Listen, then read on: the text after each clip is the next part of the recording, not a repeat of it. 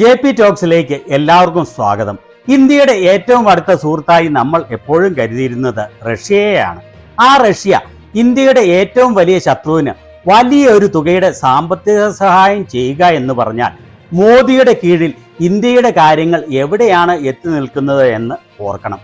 പാകിസ്ഥാന്റെ തീവ്രവാദ പ്രവർത്തനങ്ങൾക്ക് എതിരെയുള്ള നടപടിയായി ഇന്ത്യ നടത്തിയ ഓപ്പറേഷൻ സിന്ദൂർ സമാപിച്ചു കഴിഞ്ഞ് 2 ആഴ്ചയായപ്പോഴേക്കും പാകിസ്ഥാനുമായി വലിയ ഒരു സാമ്പത്തിക കരാർ എപ്പോഴും ഇന്ത്യയുമായി ഏറ്റവും അടുപ്പം കാത്തു സൂക്ഷിച്ചിരുന്ന റഷ്യ ഒപ്പുവെച്ചിരിക്കുന്നു.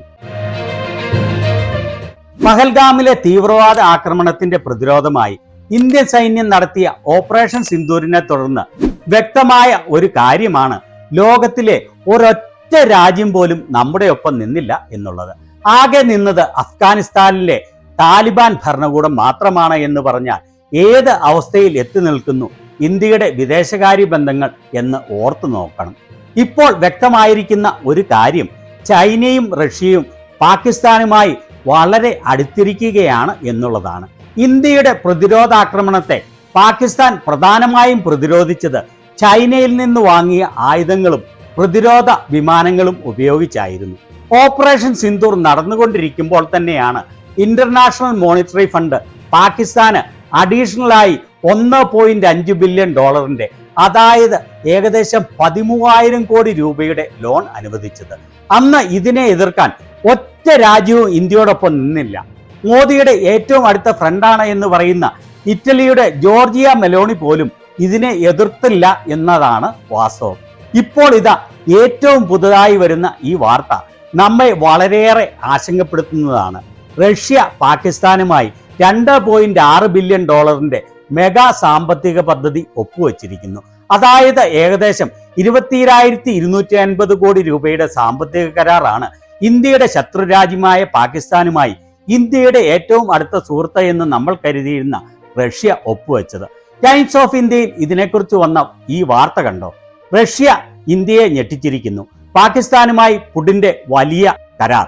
റഷ്യ പാകിസ്ഥാനുമായി വലിയ കരാറിൽ ഒപ്പുവെച്ചിരിക്കുന്നു. ഇന്ത്യയും പാകിസ്ഥാനുമായുള്ള സമ്മർദ്ദം തുടരുന്ന സാഹചര്യത്തിലും വലിയ സഹായം ഉറപ്പു നൽകിയിരിക്കുകയാണ്.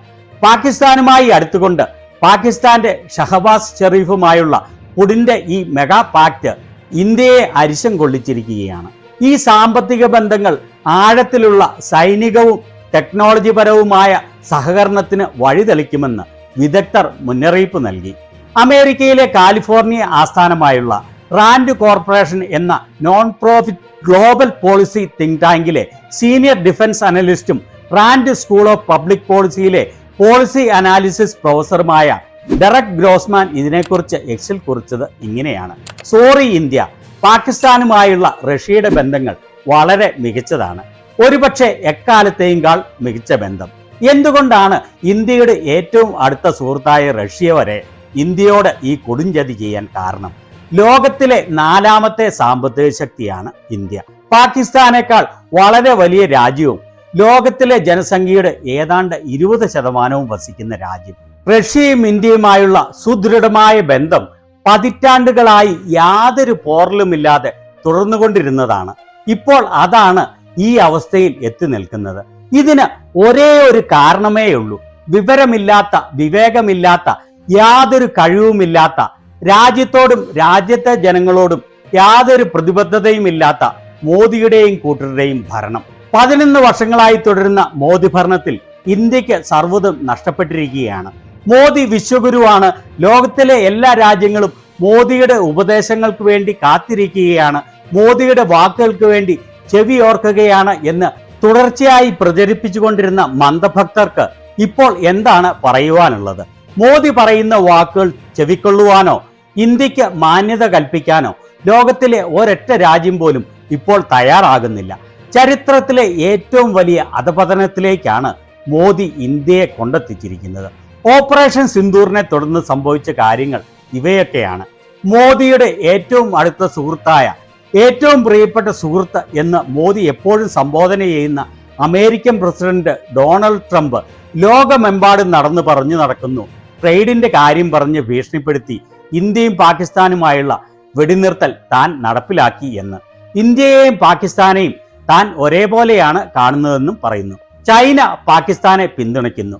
റഷ്യ പാകിസ്ഥാനുമായി വലിയ സാമ്പത്തിക കരാറിൽ ഒപ്പുവയ്ക്കുന്നു. ഇന്റർനാഷണൽ മോണിറ്ററി ഫണ്ട് നമ്മളെ അവഗണിച്ചുകൊണ്ട് പാകിസ്ഥാന് വലിയ ധനസഹായം ചെയ്യുന്നു. നമ്മുടെ പഴയ എല്ലാ അലൈകളും നമുക്ക് എതിരെ തിരിയുന്നു. ആകെ നടക്കുന്നത് ഭക്തന്മാരെ കബളിപ്പിച്ചുകൊണ്ടുള്ള മോദിയുടെ PR സ്റ്റണ്ടുകൾ മാത്രമാണ്. മോദിയുടെ സമ്പൂർണ്ണ പരാജയമായ ഈ ഭരണത്തിന്റെ കാരണത്താൽ പാകിസ്ഥാനും റഷ്യയുമായി നടത്തിയ ഈ വലിയ സാമ്പത്തിക കരാറിനെ വിമർശിച്ചുകൊണ്ട് കോൺഗ്രസ് വക്താവ് സുപ്രിയ ശ്രീനാഥ് പറയുന്നത് കേട്ടുകൊള്ളൂ. എത്ര അത്ഭുതകരമായ ഫോറിൻ പോളിസിയാണ് മോദിയുടേത്. ഇന്ന് നമ്മുടെ ഏറ്റവും പഴയ സുഹൃത്ത് നമ്മുടെ ശത്രുരാജ്യമായ പാകിസ്ഥാന്റെ ഒപ്പം നിൽക്കുന്നു. ചിലർ നമ്മളെ തുടർച്ചയായി ഭീഷണിപ്പെടുത്തുന്നു. അതുപോലെ പുതിയ അലൈകളെ ഒന്നും നമുക്ക് ലഭിച്ചില്ല. നരേന്ദ്രമോദി വിശ്വഗുരു ആണെന്നും പറഞ്ഞ് പെരുമ്പറ മുഴക്കിക്കൊണ്ടിരിക്കുന്നു. പക്ഷേ നമ്മുടെ ഇപ്പോഴത്തെയും സുഹൃത്തായ റഷ്യ ഇന്ന് പാകിസ്ഥാനുമായി $2.5 ബില്യൺ ഡീൽ സൈൻ ചെയ്തിരിക്കുന്നു. അമേരിക്ക ടർക്കിയുമായി $300 മില്യൺ മിസൈൽ ഡീൽ ഒപ്പുവെച്ചിരിക്കുന്നു. ഇത് ഇപ്രാവശ്യവും തുടർച്ചയായും പാകിസ്ഥാന് ആയുധങ്ങളും വെടിക്കോപ്പുകളും നൽകി സഹായിച്ചുകൊണ്ടിരിക്കുന്ന അതേ ടർക്കി തന്നെയാണ്.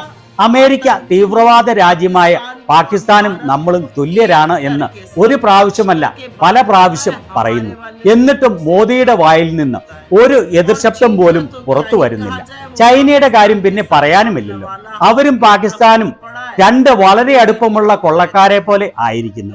പക്ഷേ മോദി മൗനം തുടരുന്നു. മോദി 11 വർഷങ്ങളായി വിശ്വഗുരു ആണെന്നുള്ള നാട്യത്തിലാണ്. അതുപോലെ മോദിയുടെ പാദസേവകർ പരാജയങ്ങളിൽ നിന്നും ജനശ്രദ്ധ തിരിക്കുന്നതിൽ 2 കാതം മുൻപിലാണ്. എന്നാൽ രാജ്യ താല്പര്യത്തെ പ്രതി ഇത്തരം വീഴ്ചകളിൽ ചോദ്യം ചോദിക്കുന്നവരെ രാജ്യദ്രോഹികൾ ആക്കുന്നു. നിങ്ങൾക്ക് പറയാനുള്ളത് എന്തു വേണമെങ്കിലും പറഞ്ഞുകൊള്ളൂ. ഈ രാജ്യത്തിന്റെ പ്രശ്നങ്ങളിൽ നിന്ന് ചോദ്യങ്ങൾ ചോദിക്കുന്നതിൽ ഞങ്ങളെ ആർക്കും തടയാനാവില്ല. ഇപ്പോൾ വ്യക്തമാകുന്നത് വലിയ വലിയ ശക്തികൾ പാകിസ്ഥാന്റെ ഒപ്പമാണ് നിൽക്കുന്നത്. നമ്മുടെ ഒപ്പം നിൽക്കുന്നതായി തോന്നുന്നില്ല. ഇത് വളരെ ആശങ്കപ്പെടുത്തുന്ന കാര്യമാണ്. സർക്കാർ ഇതിനുവേണ്ടി എന്തെങ്കിലും ചെയ്യേണ്ടിയിരിക്കുന്നു. ഇത് സർക്കാരിന്റെ ഫോറിൻ പോളിസിയുടെ പരാജയത്തിന്റെ ഏറ്റവും വലിയ ഉദാഹരണമാണ്. ഇവർ പറഞ്ഞ ഓരോ വാക്കുകളും അക്ഷരാർത്ഥത്തിൽ ശരിയാണ്. വിദേശ പോളിസിയിൽ മാത്രമല്ല, എല്ലാ രീതിയിലും സമ്പൂർണ്ണ പരാജയമാണ് മോദി എന്ന് രാജ്യത്തെ ജനങ്ങൾക്ക് മാത്രമല്ല ലോകത്തിന് മൊത്തം വ്യക്തമായിരിക്കുന്നു. അതിനാലാണ് യാതൊരു മടിയും കൂടാതെ പാകിസ്ഥാനെ ലോകത്തിലെ ശക്തരായ രാജ്യങ്ങൾ ഉൾപ്പെടെയുള്ളവർ തുറന്ന് സപ്പോർട്ട് ചെയ്യുകയും അമേരിക്ക പോലെയുള്ള രാജ്യങ്ങൾ ഇന്ത്യയും പാകിസ്ഥാനും അവർക്ക് ഒരുപോലെയാണ് എന്ന് യാതൊരു സങ്കോചവുമില്ലാതെ വിളിച്ചു പറയുകയും ചെയ്യുന്നത്. ഈ വലിയ ഗതികേടിൽ നിന്ന് എങ്ങനെയാണ് രാജ്യം കരകയറുന്നത്? ഇതിനെക്കുറിച്ച് നിങ്ങളുടെ അഭിപ്രായം എന്താണ്? Thank you.